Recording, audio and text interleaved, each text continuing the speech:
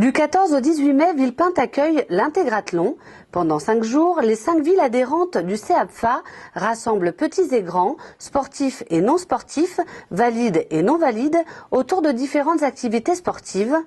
Pour le premier jour de la manifestation, une balade citoyenne était organisée par les services municipaux pour permettre à tout à chacun de se mettre dans la peau de personnes en situation de handicap. L'importance pour la balade citoyenne, c'est que les gens se rendent compte comment c'est difficile de circuler dans la ville quand on est en fauteuil, avec tout ce qui peut gêner, ce qui n'est pas adapté, les trous, les bosses, les trottoirs qui sont penchés, etc.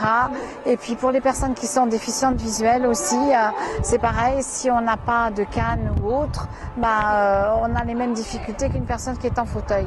Et ce qui est encore le plus important de tout, parce qu'il y a beaucoup d'efforts qui sont faits sur la ville pour que tout soit accessible, c'est le manque de citoyenneté des personnes.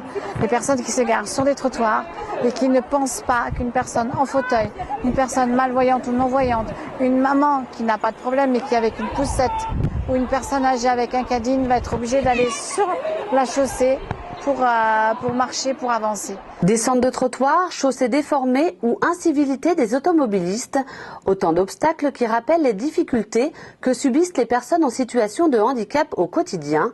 Pour l'occasion, des amendes factices étaient déposées sur les pare-brises des voitures pour sensibiliser les habitants. On a un exemple ici, une voiture qui est garée sur le trottoir.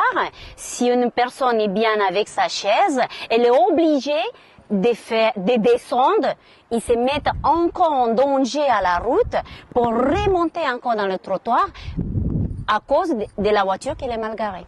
Le mercredi était consacré aux enfants des centres de loisirs de la ville.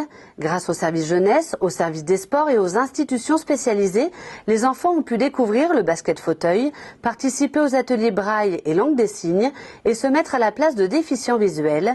Les jeudis et vendredis étaient réservés pour les scolaires, 2 jours durant lesquels les collégiens et lycéens ont pu rencontrer des sportifs valides et de handisport autour de leur discipline. Après les enfants, place aux adultes, l'Intégrathlon se déroulera aussi ce week-end et sera ouvert à tous. Ce week-end, c'est un grand moment puisque c'est ouvert à tout le monde. Donc c'est toutes les différences, que ce soit culturelles, physiques, tout ce qui est handicap, mais aussi tout ce qui est aussi intergénérationnel. Donc c'est vraiment un rassemblement de tout public pour faire ensemble dans une activité. Et le sport, c'est un bon moyen pour justement de travailler toutes les intégrations, de travailler ensemble. Un programme chargé donc qui vous amènera de l'initiation au basket fauteuil, au tennis de table, en passant par l'aquagym, aux côtés de personnes peut-être pas si différentes. C'est ça l'Intégrathlon.